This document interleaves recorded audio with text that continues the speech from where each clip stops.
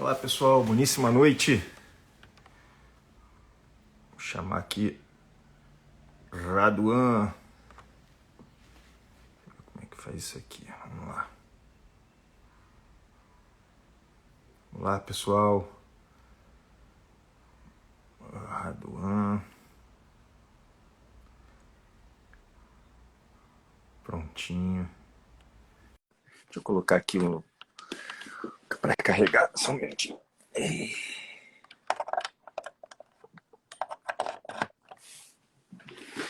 Pronto. E aí, pessoal, boníssima noite. Esperando aqui o Raduan entrar. Estão ouvindo bem? Tá tudo ok? O áudio tá legal? Me avisa aí que a internet aqui andou meio mal, viu? Aí, olha que é a melhor que tem aqui, né? Pessoal que estiver entrando, tá tudo ok, né? Legal, show, excelente. A Duan já deve estar entrando. Hoje é o Jonathan Haidt. Jonathan Haidt sobre a hipótese da felicidade, né? Sensacional o livro.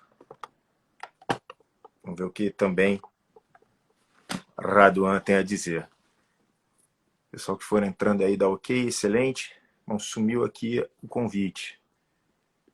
Deixa eu mandar mais um aí, que eu não sei se ele já aceitou. Acho que não, né? Porque senão já estaria entrando. Vamos lá.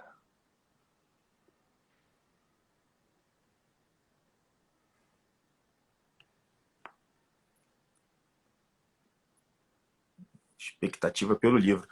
Olha, o livro é bonito, esse livro é muito legal. Vamos comentar, né? Vamos esperar o Raduan chegar aí, né? Vou ficar falando aqui sozinho, que realmente foi um livro bem completo sobre o assunto. Muito interessante mesmo.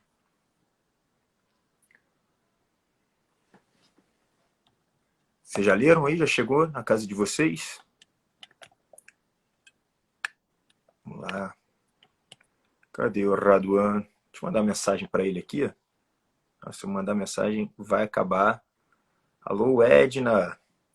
Se eu mandar mensagem, acho que vai sair aqui. Vou deixar ele chegar aí para poder dar o ok. Raduan entrou, pronto. Já entrou e já vai dar o ok.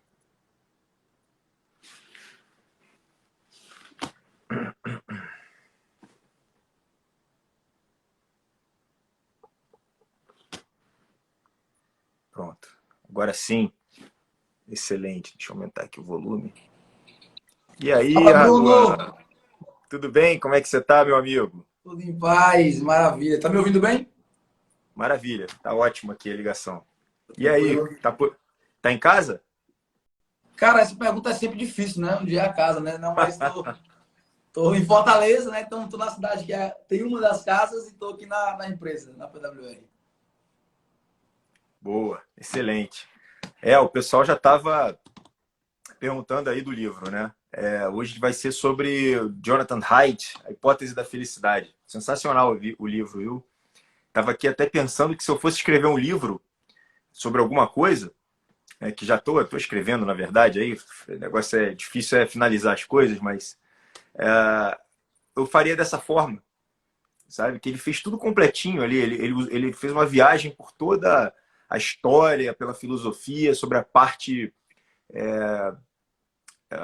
científica, o que tem de novo, né? A parte toda cerebral. Foi bem interessante a história ali, a arquitetura do livro ficou sensacional. Realmente muito bonito assim, o negócio. Ficou bem completo, assim, né? Ele é um cara muito bom, né, pô? Assim, não conheço ainda 100% a obra, mas assim, ele leva uma responsabilidade grande, né? Ele é um cara de boas teorias, que eu já tive contato com o Haidt, assim, boas teorias que vale a pena, assim, que são sempre curiosas. Eu acho que ele faz uma reinterpretação de coisas que a gente já conhece com um olhar bem bacana, né? Assim, eu acho que é um livro que vale muito a pena. Eu acho que vai ser um livro bem estourado, tá? Eu acho que dentro do Ludovico vai ser um dos livros que o pessoal vai mais se surpreender. Foge um pouco da temática, né, que as pessoas veem no Ludovico, mas eu não tenho dúvida que vai ser um livraço, viu? Eu acho que vai ser bem interessante, sim, porque é um tema universal, né Bruno? Essa coisa da felicidade é um tema universal em todos os aspectos, né? É atemporal, é em qualquer cultura, em qualquer lugar, em qualquer ponto. Individualmente, nós não sabemos, às vezes, definir o que é a felicidade, né? É uma palavra que todo mundo busca, mas difícil, às vezes, eu precisar o que é felicidade para mim, o que é para ti. Nunca é mais ou menos a mesma coisa, né? Exatamente. Olha, eu não sei se foge tanto do tema, não, porque parte do que ele fala ali, né, é aquela coisa ali, olha, tem o estoicismo, ele tem a parte da economia, fala, olha, o cara muito duro também não vai conseguir atingir, né? Então acaba que no final das contas é isso aí que você É falou, isso a aí. gente está sempre rondando esse tema, né? Esse tema é presente na vida. E por mais que a gente não consiga definir com palavras, a gente sabe assim, poxa, eu sei quando não tá legal, né? Eu sei quando eu não tô feliz. Eu sei que, poxa, tem alguma coisa que tá me incomodando ali na alma profunda, alguma coisa, poxa, tem alguma coisa muito errada aqui, né? E isso é bom também. A gente olha e fala, ok, então vamos tentar mudar alguma coisa. E basicamente também parte do meu trabalho é exatamente isso, né? Eu não falo muito sobre felicidade direto, porque existe toda uma premissa de que parte do afastamento da felicidade seria justo o excesso de desejo. Então, o cara que eu quero felicidade, eu quero correr atrás e tal, opa, isso aí você não vai conseguir, né? Mas a gente fica tateando, a gente vai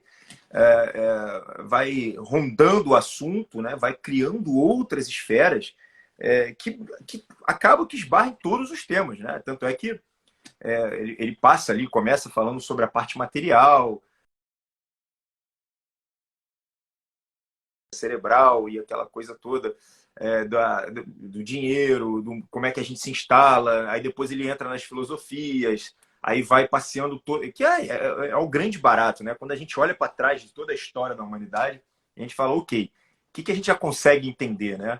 Então ficou um livro bem completo mesmo, sobre os pontos que vão, de uma certa forma, ascendendo, né? No final do livro ele está falando sobre divindade, né? Sobre a relação dele com o divino, muito embora seja ainda uma coisa não tão direta, né? Ele não é aquela coisa cega, né? Ele filosofa, ele traz para o assunto, de um certo ponto, os assuntos da divindade dentro da vida dele, né? Um barato das viagens que ele fez e tal, né?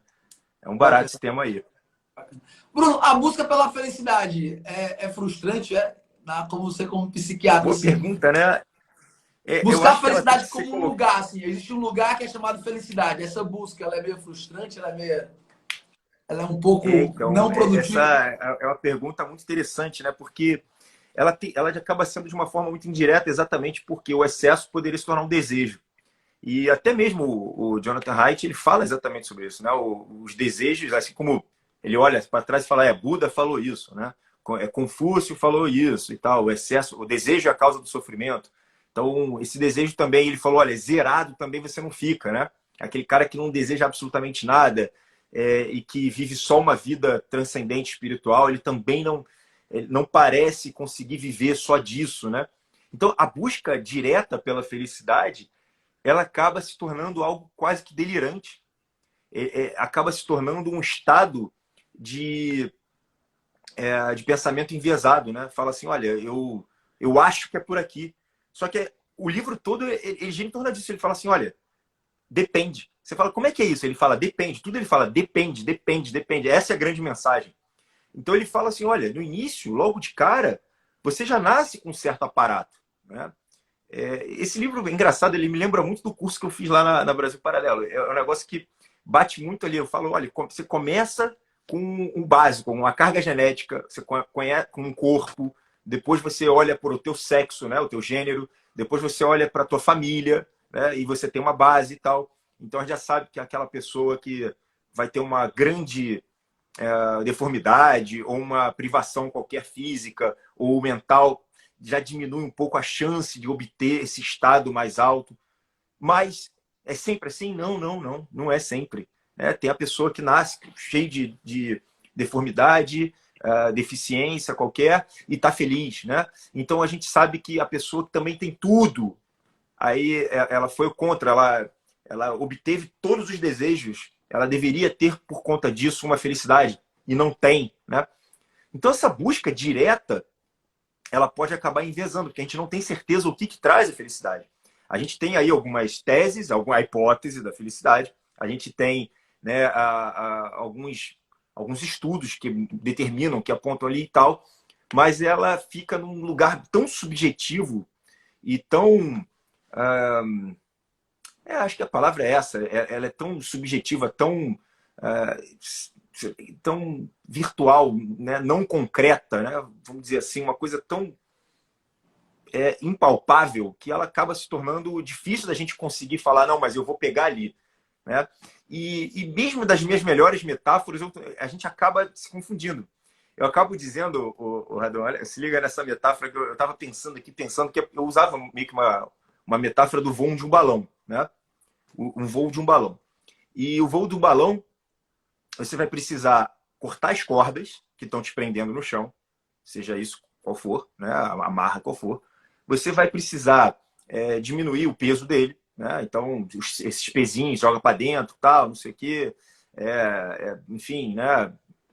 Muita gente acha que não, né? Botar ali muito peso, ele não voa e tal. E você vai precisar colocar um fogo na vontade, um fogo, um pouquinho de desejo, mas que também não poderia ser um fogaréu, senão queima o balão. E aí você vai levantar um voo, né? E esse voo ele é meio que equilibrado. Às vezes eu tenho que tirar um peso, às vezes eu jogo mais fogo, né? Aquilo ali. Eu não entendo muito bem de balão, mas imagino que seja mais ou menos assim, né? O nome do livro é A Hipótese da Felicidade, do Jonathan Haidt. Tá aí no Clube Ludovico, da assinatura, para quem já assinou, né? Ou quem vai assinar. E depois eu fiquei pensando, eu lembrei aqui de uma metáfora que eu falei, porra, eu gostei mais da minha. Eu sei que é na minha cabeça, né? Enfim. Eu imagino um tubo, tipo um tubo transparente, né? E que você está lá dentro do tubo e você vai enchendo aquilo de água, né? Para você ir tentando flutuar para você chegar no topo. E lá a verdade vai estar lá no topo. E o que enche aquilo de água ali seria todas as teses lá que estão no livro, né? Então ele fala sobre a meditação, a terapia cognitiva, até mesmo medicação, né? Ele fala sobre medicação, Prozac, na verdade está falando sobre os antidepressivos, que são as armas que a gente tem mais diretas hoje, né? Mas todos esses aparatos que você tem e aquele tônus da felicidade. Então você vai colocando aquilo, você vai criando um pouquinho de água, né? Você fala, opa, legal. Você vai chegar no topo ali, né? Se você conseguir encher isso. Só que aí tem aqueles furos que vão drenando essa água. Que é o estresse, é o erro, sei lá, é uma amizade que você deposita uma certa confiança, não tem, é uma traição, é uma crise no teu país, né? É uma insegurança, uma incerteza, a pobreza, a fome, uma dor crônica, né? Então, igual aqueles furos, aí você vai colocando sabe aquela propaganda que você pega a fita e joga assim, plau, te gruda ali, para. Tapando. E você vai fazendo isso. E vai caindo por outros lados, né? Então tem essa equação. E a equação, eu não lembro agora como é que ele falou, mas a felicidade é igual, acho que é a constituição de quando você já vem, o que você consegue acrescentar, e tinha mais um terceiro elemento agora que eu não peguei, um condicionamento qualquer. Então, quando você liga esses três, você estaria aumentando a sua felicidade. Só que eu botaria ali menos, você tem que subtrair todos esses tipos de acontecimentos, né, inoportunos e que acontecem, né, essas coisas que vão ocorrendo na nossa vida. E aí aquela água vai subindo. Você fala, agora vai. E não adianta você querer subir se você não tem ali a base. Eu gostei mais dessa metáfora aí, que é da minha cabeça, né? Mas faz sentido, entendi. E eu acho, Bruno, que é aquela coisa assim, né? Falando aqui, bancando aqui o psicólogo, o psiquiatra, que eu não sou, né? As pessoas buscam a felicidade sabendo que o que elas estão buscando não é a felicidade, né? Porque se você perguntar assim para as pessoas, talvez, o que é felicidade? Todo mundo vai dizer que é saúde, uma família, sucesso profissional, ok, mas uma vida equilibrada, essa coisa que todo mundo fala. Mas se você olhar a agenda da pessoa, ela não está focada nisso a vida, né? Tem uma frase do Peter Drucker que fala assim, né? Acredito no que você me diz que são suas prioridades, mas realmente só vou confiar 100% quando olhar o seu extrato bancário e a sua agenda, né? Então, assim, eu acho que o homem moderno vive isso, né?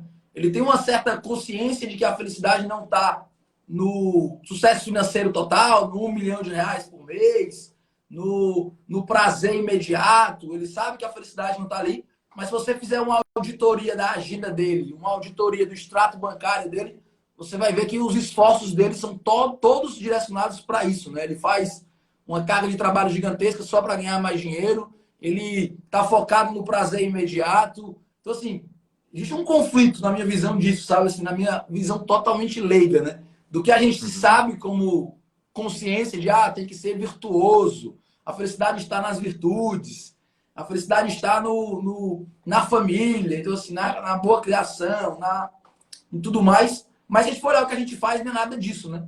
Então, assim, a gente acha que pode buscar a felicidade, mas o que a gente faz de busca, na verdade, não tem nada a ver com o que nós mesmos acreditamos que é a felicidade, né? Então, assim, estamos lascados, né, Bruno? Então, a prioridade ela é importante, né? Quando a pessoa prioriza, contanto que ela não se torne cega por esse tema, porque ela não vai saber mesmo, né? Então, ó, você vê que lá nas perguntas a gente já consegue chegar e falar assim, opa, existe ali uma confusão. Felicidade igual a prazer? Aí eu falo, olha, pode ser, mas que prazer? Né? O prazer do curto prazo? Ou um prazer de longo prazo? Ou estaria falando, né, do caso de o prazer material ou o prazer da alma, né? Então, a gente começa a falar, opa, se for um prazer da alma, ele vai exigir de você um certo comprometimento no longo prazo. É uma criação, uma doação, um sacrifício. Como é que eu vou saber me guiar? Ah, beleza, são as virtudes, servem como guia. Mas isso não quer dizer que amanhã, ok, então eu vou ser virtuoso. Você nem sabe o que é isso, né? A gente vai ter que estudar o que é virtude, quem foi virtuoso, qual a situação que eu posso ser virtuoso, né? Eu vejo muito que falar sobre felicidade é quase impossível, porque segue ali uma linha muito individual. Se a gente está falando que cada indivíduo já nasce com um aparato, né? Um aparato, olha, isso aqui foi entregue a você.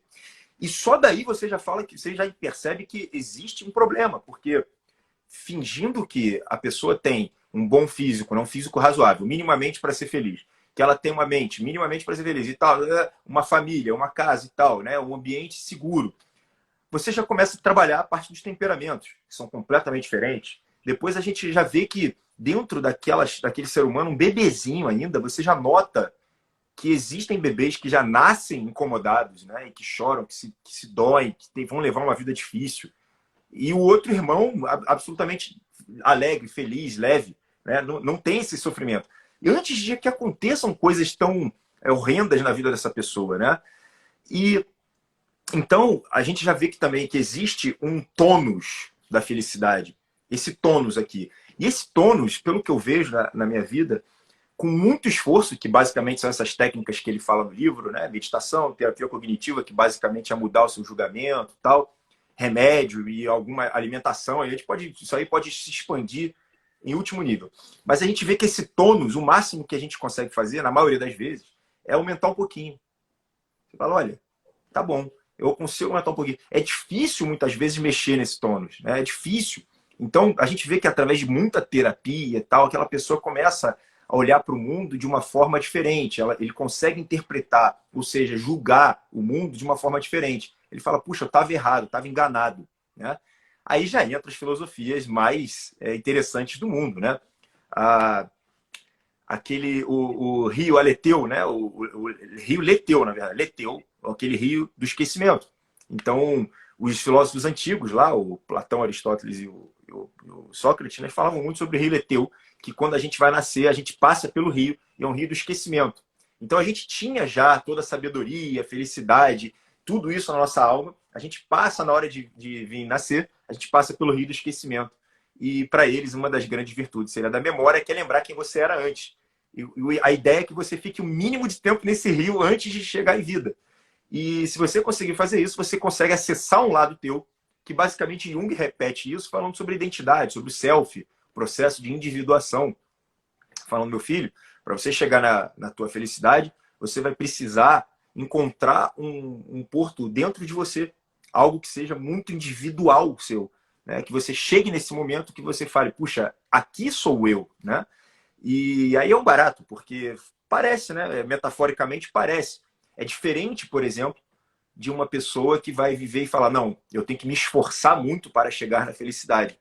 Mas pode ser que seja um esforço. Por quê? Porque parte dessa felicidade, né, ela seria oriunda de um equilíbrio lá inicialmente do mundo material. Se você não tem um mínimo para comer, ou se você sofre de uma dor crônica, que é uma das coisas que mais, eu acho que afasta, né, da possibilidade de um estado pleno, é uma dor forte, uma dor física muito forte. É muito difícil de você conseguir atingir um patamar de paz, né, de calma, que possa servir de plataforma para chegar para atingir uma felicidade. Se você tem uma dor física, uma coisa muito complicada lá na matéria, né? Ou se você está morrendo de fome, se você tem a incerteza do amanhã, se você está diante de uma cena horrenda, não é? Uma guerra, por exemplo, uma possibilidade de uma guerra. Então, eu vejo que você precisa ter um equilíbrio.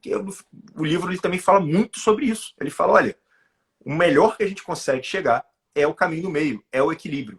É que você consiga ver a transcendência, né, da mesma forma que você também vê a repugnância da matéria, né? O vômito, as fezes, o apetite voraz, a sexualidade, toda essa parte mais material, né, que seria o sagrado e o profano, né, esse mundo, que você consiga viajar por esses dois da forma mais apropriada para o teu ser.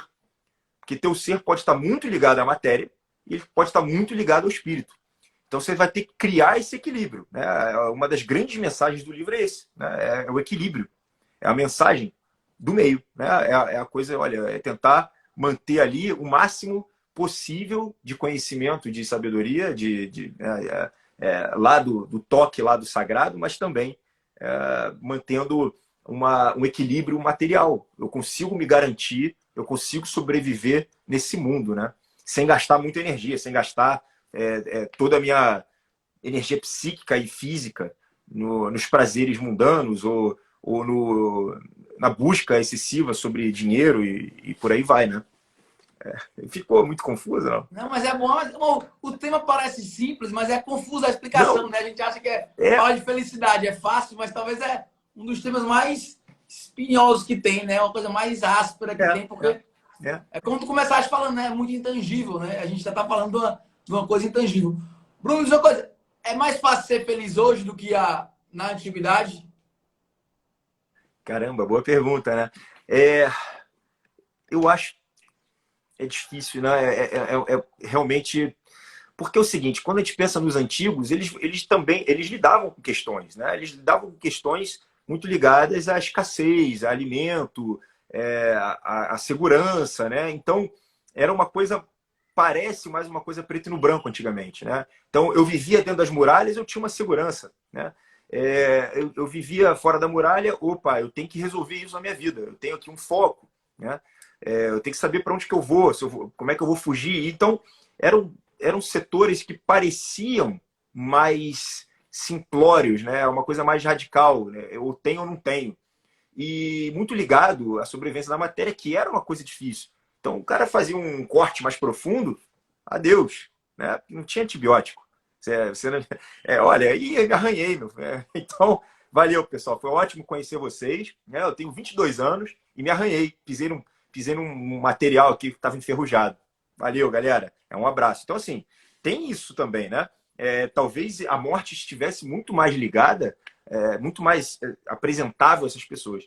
A gente já vive numa era que é pós do pós do pós. Pós-eletricidade, pós-antibiótico, pós-moderno na medicina.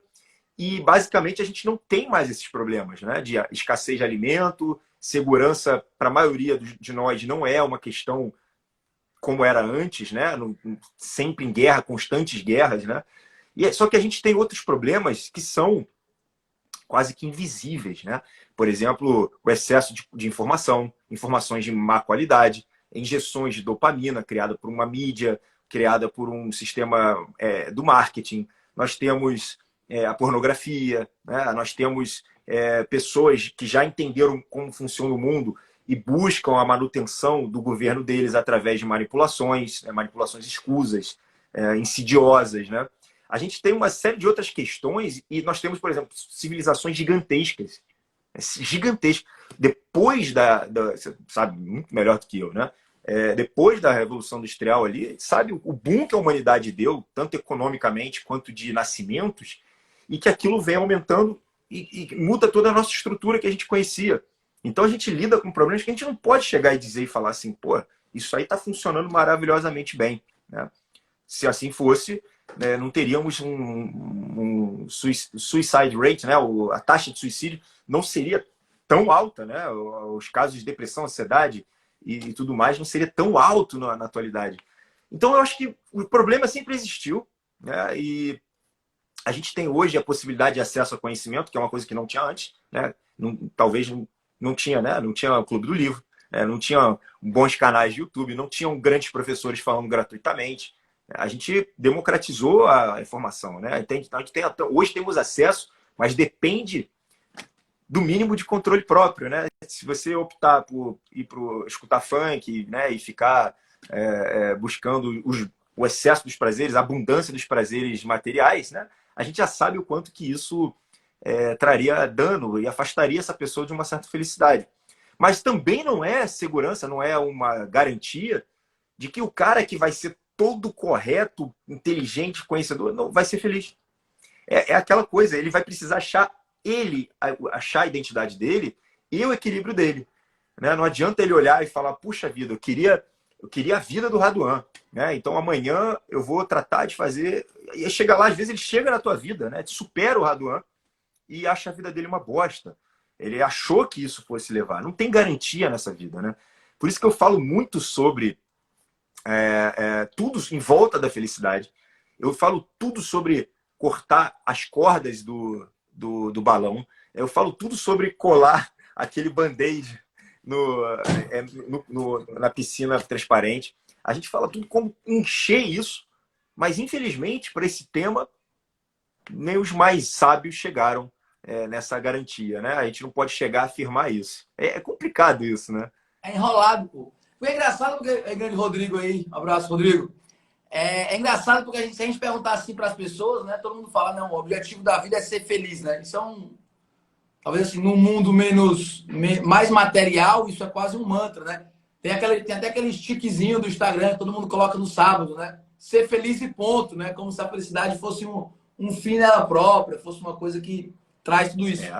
Mas essa coisa que tu falaste, assim, da busca do prazer, né?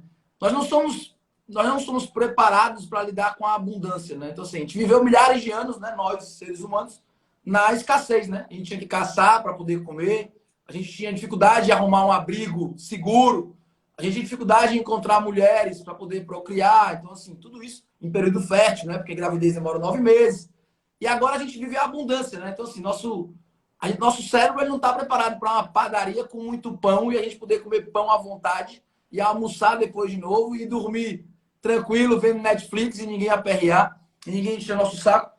E eu acho que esse comodismo tá dando um tilt, sabe, Bruno? Até ouvi uma entrevista do Viktor Frankl, você posso ver depois aí para disponibilizar, que ele fala isso, né? Ele diz que o índice de suicídio nos países nórdicos, né? Que a gente pode dizer é onde tem a maior seguridade social, onde tudo está ali por direito, né? Nessa coisa de você ter a sua vida já garantida, o índice de suicídio lá é parecido com o índice de suicídio de Auschwitz, né? Que talvez seja um inferno na Terra, né? Uma coisa mais próxima do inferno que a gente pode ter vivido aqui na Terra. Então, olha como é o ser humano, né? Se a gente for parar para pensar que o suicídio é o fim da felicidade, né? Eu estou tão infeliz que eu estou abrindo mão, né? Vamos tratar assim de forma genérica. Ter tudo e não ter nada gera mais ou menos o mesmo conflito humano, né? Então, assim, nós não podemos ficar livres do sofrimento, né? Não sofrer não é bom, né? Se a gente acha que dormir e pensar no dia e imaginar que esse dia não teve sofrimento faz desse dia um dia bom, isso não faz uma vida boa, né? Uma vida sem sofrimento não é uma vida boa, né? E a gente foge do sofrimento, né? A gente vai criando coisas para diminuir o sofrimento, né? A gente cria o chuveiro quente, cria a direção hidráulica, o sensor de ré. Então, assim, a nossa vida ela é cada vez mais garantida com menos sofrimento, né? A gente tem menos incômodo, né?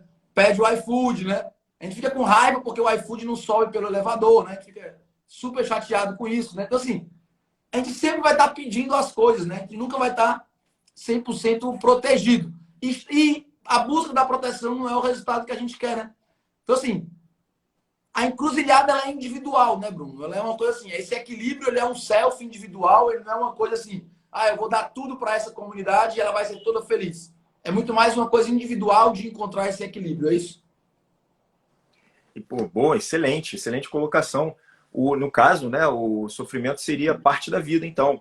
E a pessoa que não entendeu isso, que ela ainda não aceitou isso, ela vai estar buscando, de fato, uma condição delirante. Olha, veja bem, delírio é tudo que foge da realidade, né? Acho que todo mundo sabe disso, né? Então, quando a pessoa ela acredita que a vida dela possa existir sem o sofrimento, ela entra num estado delirante e aí sim ela pode ir para a depressão, que seria o polo oposto da felicidade, né?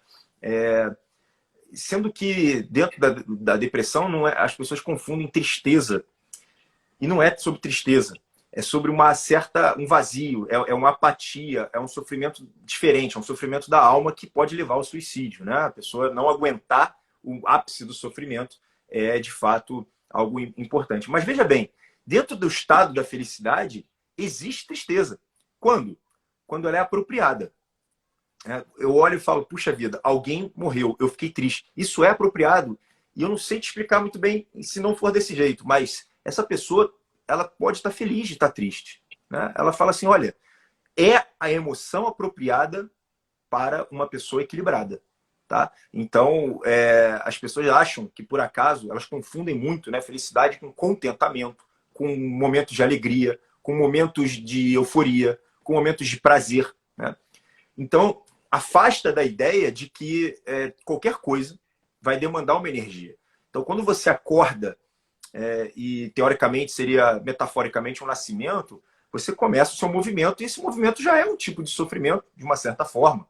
É uma busca por algo que a gente não sabe dizer de onde que vem. Você vai pegar aí, as pessoas podem, né, o pessoal mais religioso do cristianismo vai falar, é uma busca da compensação de um pecado original, né? Então, você olha e fala, puxa vida, há algo que eu preciso me movimentar, né, em estado de elevação, de purificação, né, em estado de manutenção de um ser, né? Então a gente começa a se dilapidar, se refinar.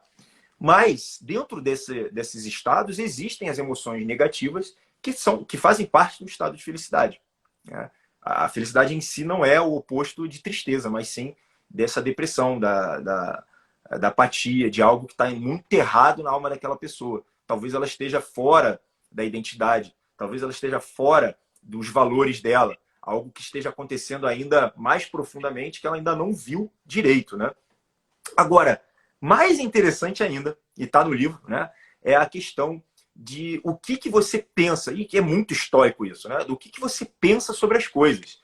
Então, basicamente, a gente não estaria falando, né, sobre uma emoção primária que brotou em mim, mas do que eu penso. Então, olha que seria interessante, uma pessoa que vira e fala assim, olha, eu tenho tudo, né? Eu tenho muito dinheiro, eu tenho, sei lá, família, eu tenho carrões, eu tenho sucesso, sei lá, o que pode ser muito valioso para a sociedade hoje em dia, mas é tipo isso, né? E ela fala, mas eu queria mais, né? Ou seja, o pensamento dela sobre aquilo é uma visão quase que pejorativa. Fala, poxa, eu queria mais, eu queria estar que nem o outro cara. Eu queria, na verdade, ter muitas mulheres. Eu não queria ter uma mulher só. Eu estou insatisfeito com isso.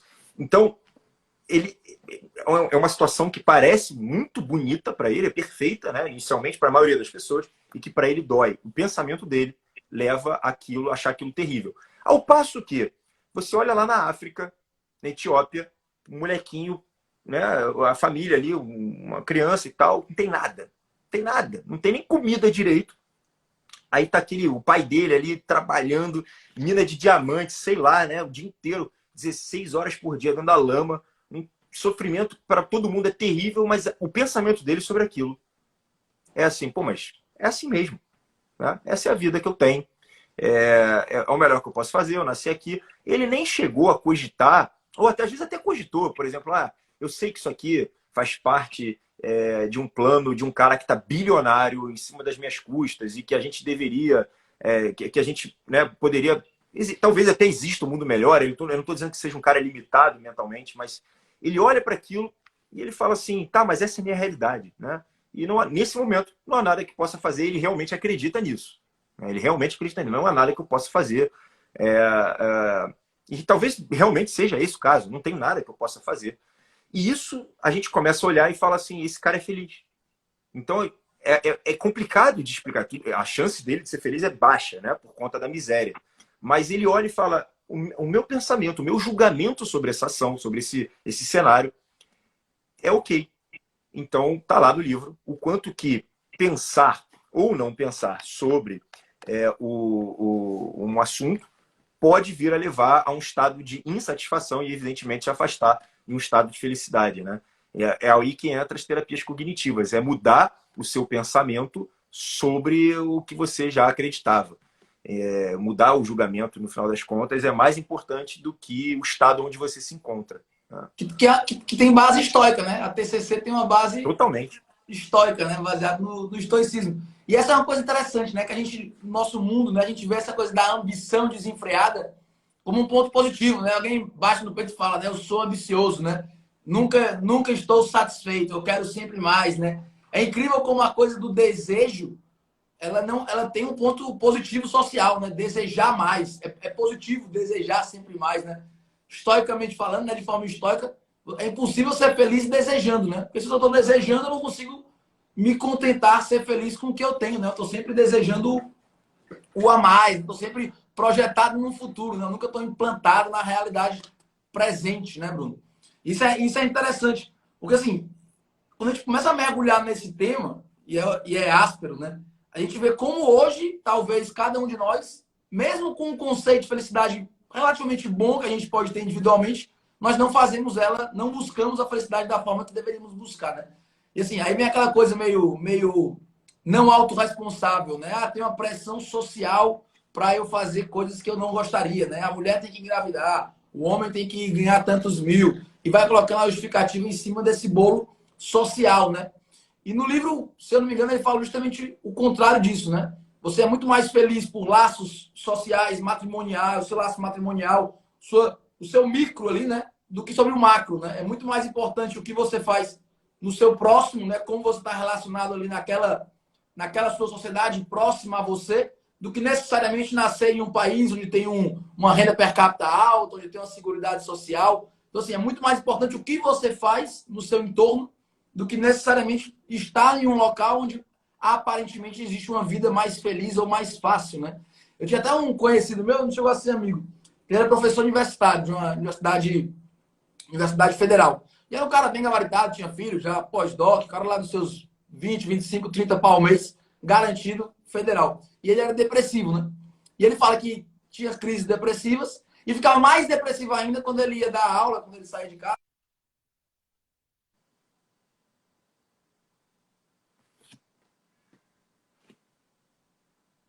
Raduan, tá me ouvindo? Tá me ouvindo? A tua voz cortou aqui para mim. A sua voz cortou, eu não sei, não voltou ainda não. Deu algum problema aí. Você me ouve? Eu acho que eu não tô te ouvindo. Ah, ficou sem áudio, ok. Então não foi só para mim não. Vê se você consegue resolver aí, senão você entra de novo aí. Tá sem som, beleza. Então foi para não voltou o teu áudio. Que coisa. Tá, entra de novo.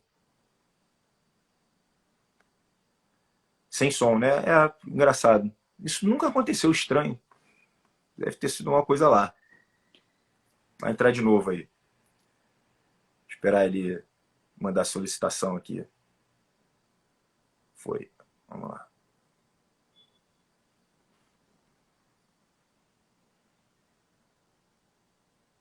Beleza, eu tô normal, né? Show, excelente.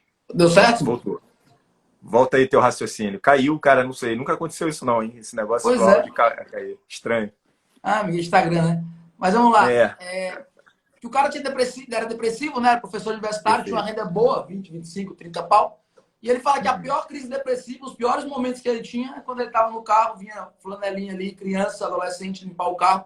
E ele via que os caras limpando o carro eram felizes, eram leves, tinha uma brincadeira, tinha uma coisa, dava um sorriso, coisa que ele fala que nem lembra a última vez que deu. Então, assim, essa busca individual, ela me parece ser o fundamento, né? Assim, você tem que construir o seu equilíbrio, né? Isso é uma coisa que não tem muito um mapa, né, Bruno? Assim, não é meu pai que vai me ensinar o que é a felicidade, né? Talvez a religião traz um pouco esse mapa para quem acredita e está dentro da religião, Bruno.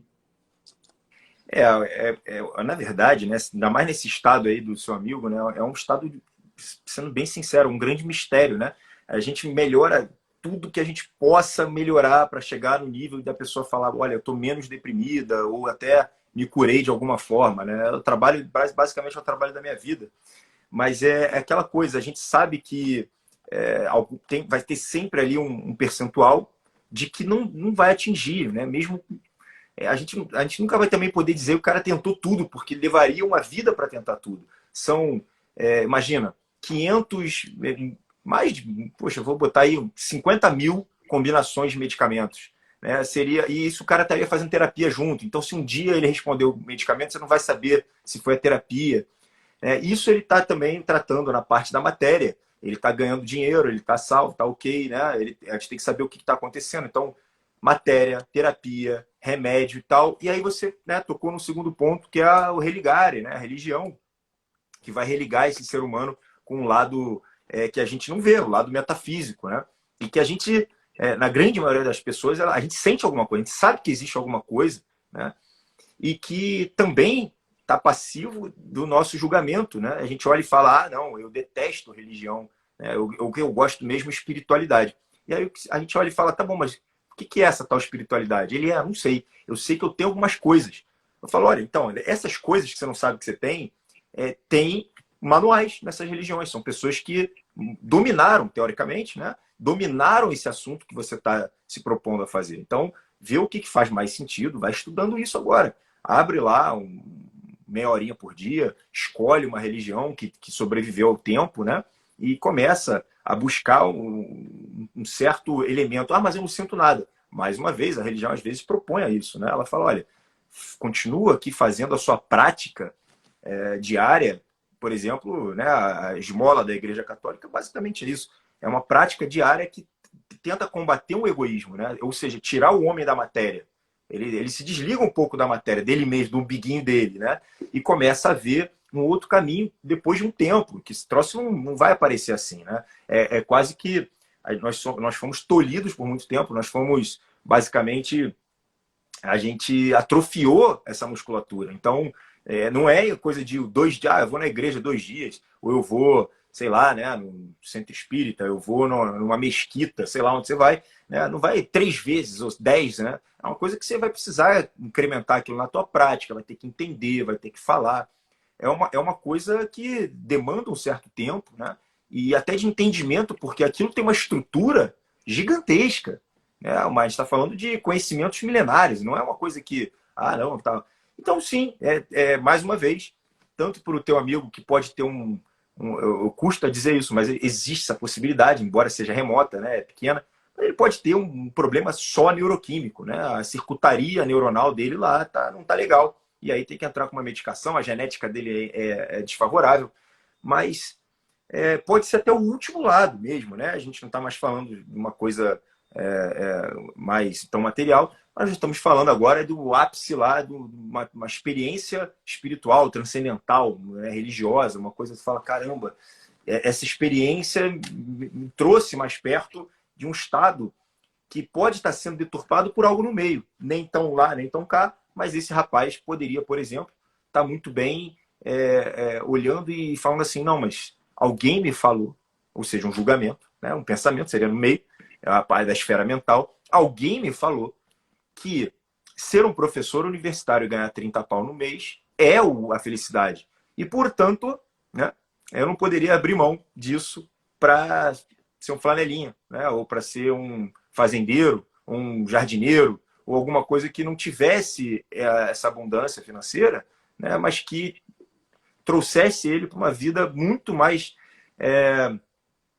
conectada. Eu lembro de uma passagem que eu não lembro exatamente agora quem foi, mas eu não sei se foi o próprio Alexandre o Grande ou se foi o... Cara, eu não lembro. Não lembro quem é. Eu sei que... Não lembro quem é, nem o de um nem de outro, mas tinha eu acho que era o Alexandre o Grande, falou assim, caramba, ele viu um rapaz correndo na praia com um cachorro, né? E ele falou assim, caramba, eu dava tudo para ter a felicidade desse rapaz, né? O cara tá só ali. E aí alguém virou e falou, poxa, olha, é uma coisa interessante, né? Mas basta você ir fazer isso, né? Ele falou, não, mas ele é o rapaz que está lá, não tem essa cabeça que eu tenho, né? A gente coloca, de uma certa forma, um fardo na gente. A gente sabe que isso pode ser algo subjetivo, né? Criado por ele próprio. Não, eu sou o cara que vai conquistar o mundo. Mas quem falou? Fui eu mesmo, né? Eu que cheguei nessa decisão.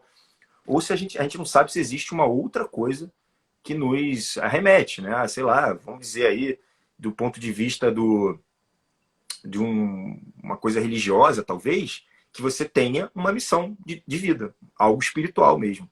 Aí essa parte é só mesmo ligado a uma crença, né? Não tem como eu saber. Se você tem de fato ou não, não tem como eu saber. O máximo que você vai ter de mim é uma opinião, né? Você vai ter uma opinião sobre se tem ou não.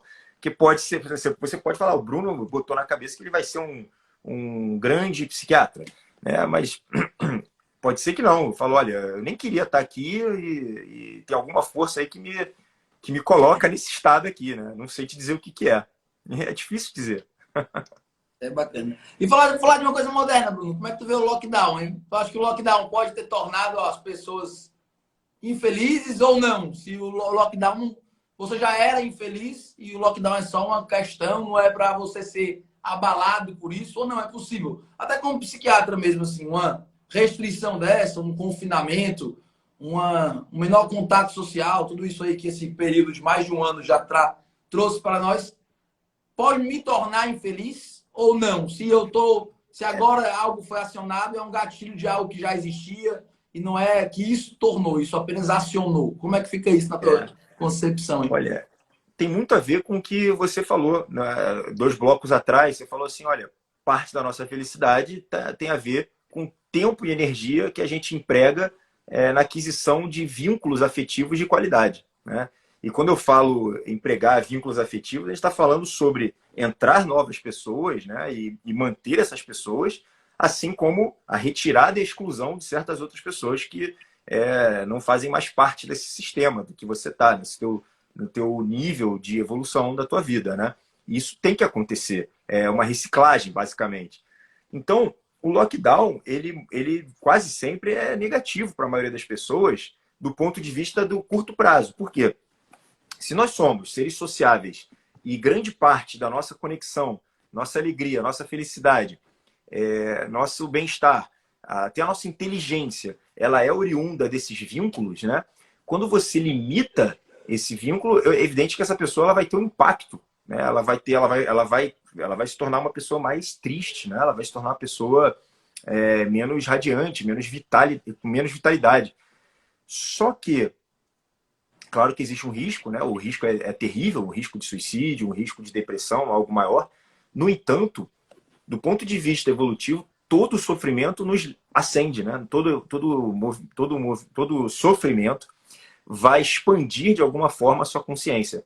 A consciência ela aumenta com a dor, que é o que a gente falou no nosso primeiro bloco, né? O sofrimento ele é inevitável e inerente à vida. O máximo que a gente pode fazer é estabelecer certos elementos de contraponto. Então, por exemplo, como eu estava falando, poxa, mas eu falei até da dor física, mas, por exemplo, se a pessoa vira e fala, olha, eu vou sofrer algo terrível na minha vida, né? Eu vou me sacrificar, né? O Sêneca ou uma pessoa que, sei lá, Jesus, o Jordano Bruno, alguém que vai, olha, eu vou me sacrificar em prol de uma verdade, em prol de alguma coisa. Mas é algo tão maior para ela, é algo tão que eleva essa pessoa a uma certeza, talvez de salvação da alma, talvez de ser correto, né? Que seria o caso dos estoicos, né? Por que você está fazendo coisa? Eu faço porque é correto, né? Não tem que muito ficar explicando essa história, não. Não tem que ficar explicando por que eu sou correto. Eu sou correto porque eu sou correto. Eu vejo que isso é correto. Eu vou fazer. Isso é o bem, né? O bem, o belo, o justo, o verdadeiro, né? Então, eu vou fazer porque sim. E nesse caso, a gente sabe o quanto que essa pessoa que está fazendo ali, ela pode estar ligada a sofrimentos terríveis da vida. Terríveis. E privações terríveis. Mas ela tem uma certeza maior, né? Ela fala, poxa vida, tem algo maior. E Viktor Frankl, até o Nietzsche fala sobre isso, né? Todo mundo que tem um sentido, todo mundo que tem um porquê, aguenta qualquer como, né?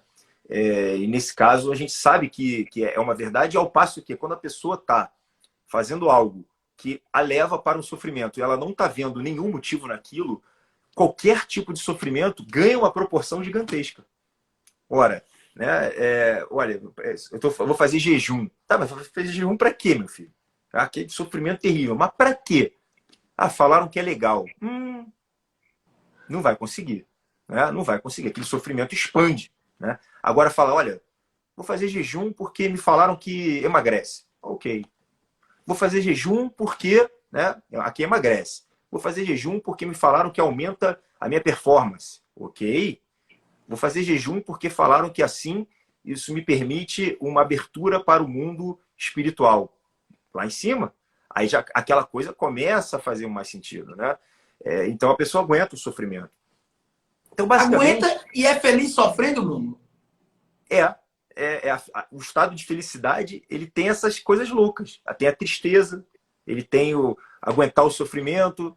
Agora, quando a pessoa perde o link ou o sofrimento é demasiado para ela, é aí que entra a história toda. Na verdade, a Viktor Frankl, basicamente, a teoria dele é essa. Né? A pessoa que tem lá um sentido, ele aguenta até o campo de concentração nazista. Né? Ao passo que pisar no Lego, se não tiver um porquê, a pessoa vai dar um chilique. Né? Bastou perder esse sentido que perde tudo. Agora, cada um tendo o seu próprio tônus, como eu falei lá no início da aula, não dá para a gente dizer que todo mundo vai aguentar o campo de concentração nazista. Cada um tem seu tônus. E esse tônus precisa ser respeitado. Por isso que a gente tem que tomar cuidado, porque, assim, claro que você tem um tônus médio. Você vai ter o tônus médio. Então, eu tenho muito cuidado com essa onda que fala para a gente ser sempre muito duro, tem que estar sempre muito produtivo. Você não pode reclamar, você não pode fazer isso aqui. Eu falo, olha, tá, ok, eu acho legal isso para o estado, para o nível que a gente está no contexto geral. Mas eu trabalho com paciente psiquiátrico. É o cara que já está quebrado, já está debilitado. Às vezes é o cara que olhou e falou assim, cara, isso aqui já, o mundo só por ele existir já é demais para mim. E a gente sabe que existe gente assim, que não é frouxo, não é o cara fraco. Ele consegue aumentar um pouquinho o seu tônus. Ele consegue olhar e falar, pô, tá, eu consigo ver isso de uma forma diferente, mas não quer dizer que o cara vai ter a resistência de um leão, né? A resistência de um cavalo, de um búfalo. Às vezes não. A gente sabe que é bom que a gente trabalhe sempre com o mínimo. Tanto é que a gente combate a miséria, né? Tem que combater a miséria de qualquer jeito. Por todas as mentes, de esquerda, de direita, de centro, a miséria é um consenso, né? A gente tem que combater. Não dá para ficar ali muito tempo. Né? É perigoso, é danoso, e todo mundo chega no consenso que existe um sofrimento que, olha, ali não é para ficar, não é para se estar ali, né? Ali é desumano. Esse tônus, ele é treinável, é? O estoicismo tem um pouco disso, até fazer o desconforto voluntário, né? Assim, você se colocar em situações de desconforto, porque há 2000 anos atrás os caras já achavam que a vida era muito tranquila. Então imagina o que aqui Sêneca ia falar se visse a vida de hoje, né? Então, assim, se colocar em situações desconfortáveis, esse tônus, gostei dessa expressão, ele vai ficar mais forte, né? Assim, dá para eu treinar meu tônus, né? Dá para a gente, sim, se eu diariamente ou semanalmente, constantemente, me colocar em situações onde estou incômodo e vou passando, tudo perfeito, como tu falaste, né? O sofrimento proposital, né? Existe um propósito para esse sofrimento, né? Não é um sofrimento à toa, né? Ninguém está falando aqui do cara que gosta de sofrer por sofrer, não é uma coisa sadomasoquista, mas é sofrer com um propósito, né? Tem um porquê sofrer. Dá para eu treinar esse meu tônus? Porque tu falaste assim, eu recebo paciente psiquiátrico, né? O cara já acha que viver é o peso maior que ele pode levar e tá pensando se pode levar. Não quero julgar aqui todos nisso, mas existe de forma coletiva. Essas pessoas talvez foram um pouco treinadas em levar peso. Existe uma coisa assim de o mundo está muito bloqueado, né? Ninguém precisa sofrer, então vai indo, e um dia a realidade vem e bate na cara e o mundo é um local hostil, né? Então assim, dá para treinar o tônus? Dá para treinar. Agora já começa mal porque a gente não conhece, a gente não sabe qual é o nosso tônus, né? Então, eu vejo muitas vezes, por exemplo, o cara chega na cargo de presidência do país, né, e para ele fala, olha, de uma certa forma isso aqui tá tranquilo. Né? O tônus do cara lá em cima, ele aguenta estresse de um líder, de uma nação, aguenta estresse pra caramba. E você vai ver o outro que assim, não, fala, eu vou lá, eu vou fazer. E aí, nos primeiros tropeções da vida, ele fala, se assusta. E aí você vai treinar essa pessoa, né, para falar assim, olha, existem outras formas, é a parte que a gente está falando do julgamento e pensamento, outras formas de ver o mesmo problema. Né? Talvez você precise diminuir o seu senso de importância, né? Ou seja, cara, dane-se, aplicar aquele, o dane-se, né? O dane-se, para não ficar tão feio. Você vai aplicando o dane-se ali, pô, dane-se, cara. Poxa, se eu falhar, se eu errar, se eu simplesmente chegar em algum momento que eu passe uma vergonha, esse tipo de sofrimento, não, tá tudo bem, esse sofrimento moral não é tão danoso assim. Ao passo que indivíduos extremamente com estrutura neurótica muito forte, eles vão passar vergonha sobre qualquer tipo de falha. E aquilo vai levar eles ao colapso. Né? Por isso, você pega o Japão, o cara perdeu o emprego, ele pum, se mata. Né? Ou você pega, enfim, o Japão acho que é o melhor exemplo. Não teria como pensar em outro, né? Que o dano moral fosse tão elevado que a pessoa, olha, fui pego traindo, fui pego roubando, o cara vai e se mata, né? Então, é algo que elevou aquele ser a uma máxima de inflexibilidade moral que vai levar também, vai afastar ele desse senso de felicidade, de uma certa forma, se aquilo não tiver exatamente do jeito que ele quiser. Houve, então, uma ligação excessiva com o ambiente externo, com a aparência dele, no caso, com o ego dele, no caso, né? Isso é complicado, né? Tanto é que levou ao suicídio, ápice do sofrimento. Então, a gente também tem que entender que a gente treina esse tônus, a gente consegue flexibilizar algumas coisas, mas não tanto, né?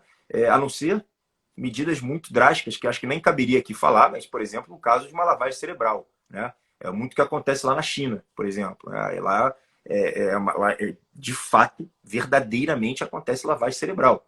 Pessoas que vão assistir 8 horas de vídeo do líder deles lá e tal, né? Você fica repetindo, tem escolas de horas de repetição. Então, o teu cérebro foi condicionado a acreditar no que eles querem. Né? É terrível isso. Isso é a própria escravidão no índice mais corrompido da humanidade. E tirando esses casos assim extremos, o tônus ele melhora, claro que ele melhora.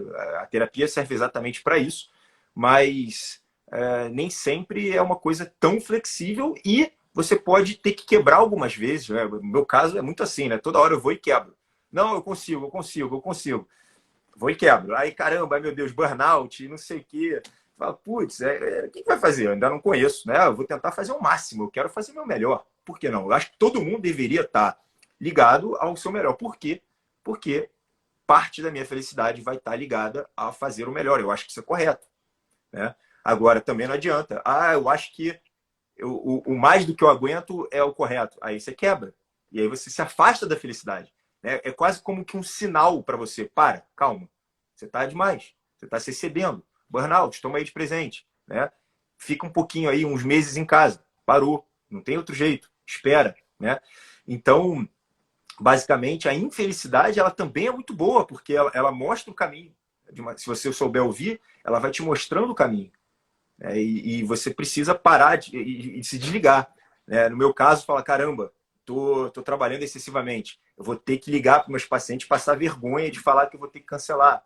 Né? Eu vou ter que diminuir meu número de aulas, meu número de estudos, né? Infelizmente. Ok, é uma vergonha para mim, já que eu queria, mas não tem jeito. Então, o que eu tenho que trabalhar?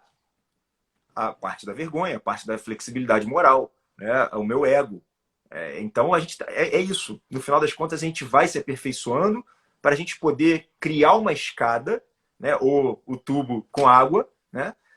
Que vai te permitir ascender o máximo possível. E quanto mais alto você conseguir chegar, teoricamente, mais possibilidade você tem de tocar numa felicidade. Mas ela obedece a um tônus que parece que vem quase que de fábrica, né? Você só pode aumentar ou diminuir um pouco. Claro que tem gente que consegue. É difícil dizer, mas tem gente que consegue dar grandes saltos, sim. Não é tão comum, mas tem gente que consegue. Bacana, Talvez bacana. por conta da virtude da memória, né? Aquela pessoa que passou uma vida muito difícil, aí lembra de quem ela é. Né? A aletheia, a recuperação de quem ela da sabedoria intrínseca de que ela já veio de fábrica. Ela olha e fala, pô, Aletheia, consegui. Na verdade, eu não vim aqui para, sei lá, para montar, ser pedreiro, eu vim aqui para ser jardineiro. E aí ela descobre isso com 50 anos e fica feliz da vida. Isso acontece. Ou então ela se muda e acha um lugar que seja próprio dela. Aí eu estaria falando, poxa, é uma felicidade muito ligada ao ambiente externo, mas acontece. Né? Ou a pessoa que liga, passa uma vida de miséria e tem uma experiência transcendental divina e a pessoa realmente fala, puxa, era isso. Né? Isso acontece. É comum? Não. Nada disso daí, esses grandes saltos são muito incomuns, mas acontece. A gente tem, é muito bom o título do livro, é muito bem pensado, né? Porque, como tu falaste, né? É a hipótese da felicidade, hipótese. Né? Nem colocou lei, nem a tese, né? É hipótese, né? Agora, se na felicidade, Bruno, o máximo que a gente chega numa hipótese, na infelicidade, no cair mesmo, assim, no naufragar, dá pra gente chegar numa coisa mais precisa, assim, olhar só pro ego é um caminho meio que certo para ser infeliz, ou também não? É difícil tatear o que levaria à infelicidade. Como é a tua visão disso e do livro? A infelicidade parece um pouco mais fácil de você conseguir entender, né? Porque o ser humano ele tem um olho muito arregalado para os sofrimentos, né? Se eu te perguntar, Raduan, você lembra de todos os nomes de todo mundo que te ajudou? É difícil, cara. Agora, se você falar, Raduan, você lembra do bullying que tu sofreu com 5 anos de idade? Eu vou falar, filha da... Né? Eu queria matar esse cara. Então, a gente tem essa conexão, né, para o que traz o sofrimento. É mais fácil da gente olhar para o que traz o sofrimento. A gente se lembra, né, de tudo que aconteceu de mal, de ruim, e uma tentativa de evitação de novos acontecimentos negativos. Só que, de fato, né, a gente mexe nisso, tanto é que no livro tem bastante isso, a parte da cognição, a terapia cognitiva, criar novos pensamentos, a meditação como uma grande pílula que é quase instantânea, né, 2 meses para você ter os efeitos da meditação, e falou da medicação. Né? Então a gente percebe que é bom a gente evitar esses sofrimentos. É sempre bom. Sempre que a gente puder evitar, porque nem sempre esses sofrimentos são evitáveis, né? Mas viver o ego menos ou mais também tem a ver com esse tônus. A gente tem, na verdade, poderia dividir o ser humano em um eixo, onde seria basicamente ligado a responsabilidade e sacrifício, de um lado. Aqui a gente pode colocar... isso também não está no livro, essa parte, né? E ao hedonismo, essa coisa do prazer, e cima e embaixo como espiritual e material, né? Então você já nasce em um desses polos ali, mais ou menos, claro, né? Pode estar mais no centro, mas você tem ali as suas prospecções. E basicamente o que você faz é um contraponto, né? Você vive um pouco mais do outro. Então um cara que é muito ligado ao ego, ele tem que criar um pouco mais da sistemática espiritual. E o cara que é muito espiritual, ele vai acabar tropeçando nos afazeres domésticos, né? Ele vai ter dificuldade para organizar a vida material dele, para ganhar dinheiro, para ver uma profissão. É difícil você conseguir viver uma vida só espiritual. Até existe essa possibilidade, mas é uma coisa muito difícil. Você vai precisar acordar, vai precisar se alimentar, vai precisar cuidar do seu corpo, fazer atividade física, né?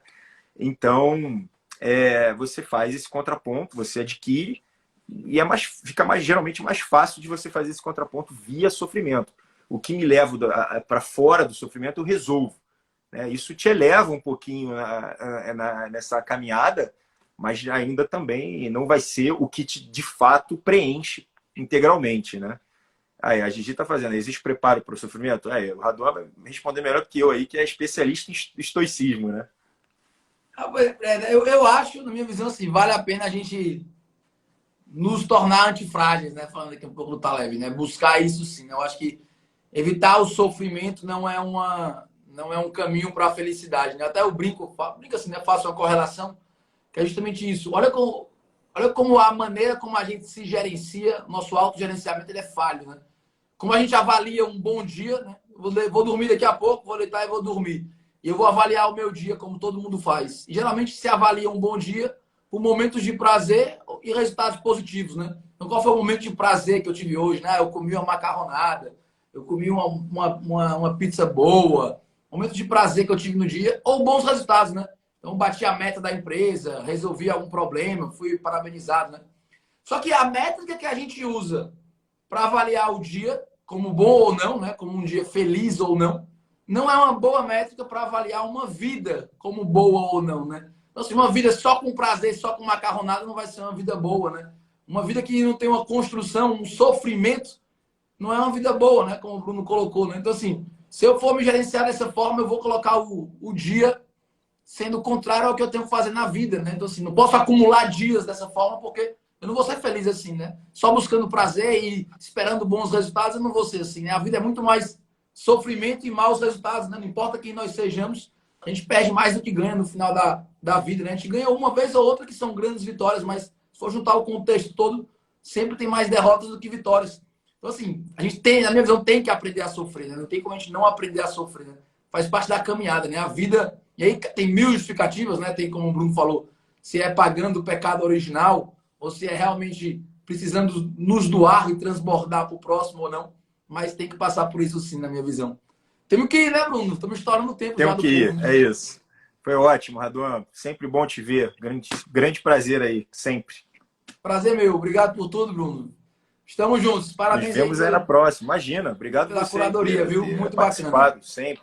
Tua agenda aí é tão caótica quanto a minha, se não mais, viu? E é isso. Conte comigo. Abração. Valeu, Bruno. Obrigado, Eu pessoal. também. Forte abraço. Tchau, pessoal. Boa noite. Até a próxima.